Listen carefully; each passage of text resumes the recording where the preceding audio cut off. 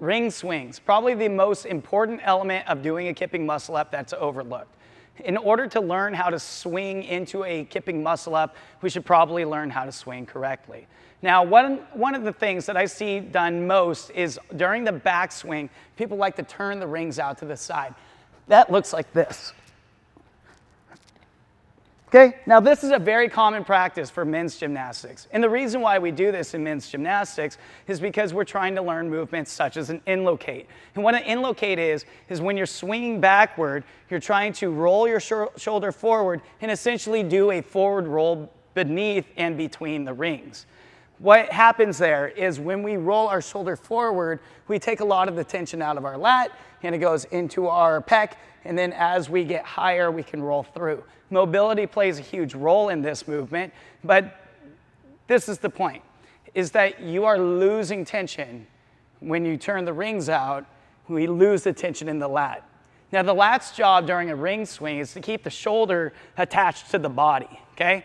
Think of the lat as a spring for the body. So when you're swinging through, it's continually pulling your arm closer to your body as your body stretches across the bottom. It's got that little elastic stretch to it, and then you get a little spring off the bottom, okay? Without the lats there, we're missing a lot of that tension, and that tension is actually one thing, just like a catapult flinging over the top. We are now catapulting our legs from the bottom through, trying to get power through a swing. If you turn the rings out to the side, we disengage the stretch in our lat. It goes straight into our pec. Now, you don't believe me, all you have to do is put your hand on a post and stretch down this way. I feel a lot of tension in my lat and in my pec. And that's good because that tension is going to build, and on my forward swing, it's gonna add some natural fling and speed to my legs.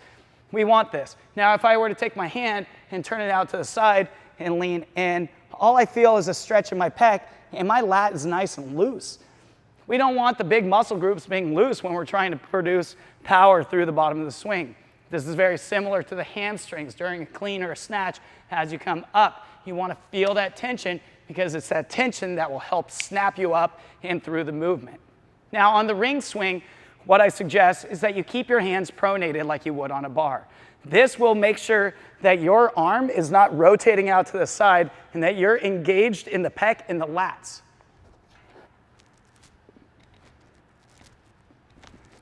Now, when your arm gets to the stopping point where it doesn't reach any further, you'll notice that your body has a tendency to float. That float is great.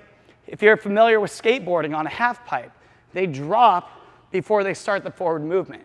Now, think of your body as going down a half pipe. As your body swings back, it lifts up, and then it drops down, and that's where it gets that extra little bit of speed across the bottom, in addition to the tension in your lats. So while you swing on the rings, just keep those hands pronated, keep your head through to create tension here, and we will have much more powerful of a forward swing.